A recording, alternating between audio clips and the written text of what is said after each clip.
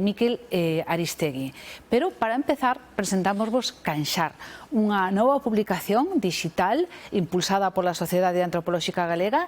Esta revista de antropoloxía visual inclúe no seu primeiro número 11 reportaxes de contido etnográfico cunha ollada centrada no máis próximo, pero tamén en realidades culturais de todo o mundo. Mirade.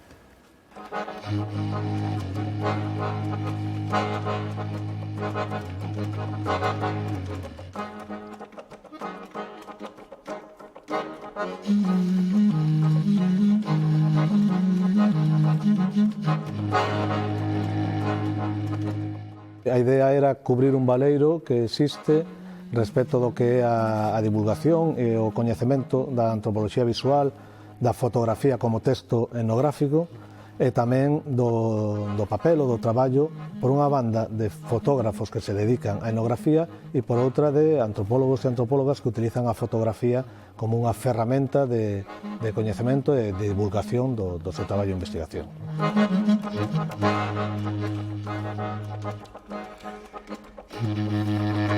A revista está aberta a calquer ámbito da antropoloxía, é dicir, non é unha revista de fotografía, non nos interesa as paisaxes, non nos interesanos as historias, non? Para as historias transmitidas de forma visual, polo tanto, o peso fundamental é a fotografía e o texto é un complemento.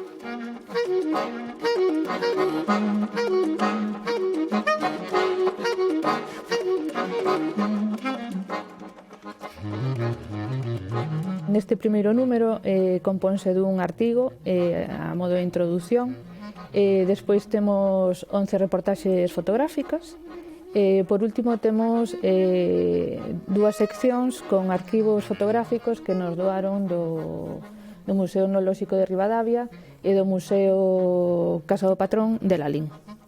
Sobre a nosa realidade galega temos dúas reportaxes, unha sobre a recuperación do entroido no Courel, que foi feito por Fernando Yáñez, que é un fotógrafo da Coruña, e despois sobre a veneración das augas foi realizado por Roberto de la Torre, que é un fotógrafo de Vigo, e pasounos un traballo sobre a veneración das augas, o rito ancestral que sigue hoxe nos nosos días, non? Como é a santificación das fontes, os ritos de purificación que hai nos santuarios.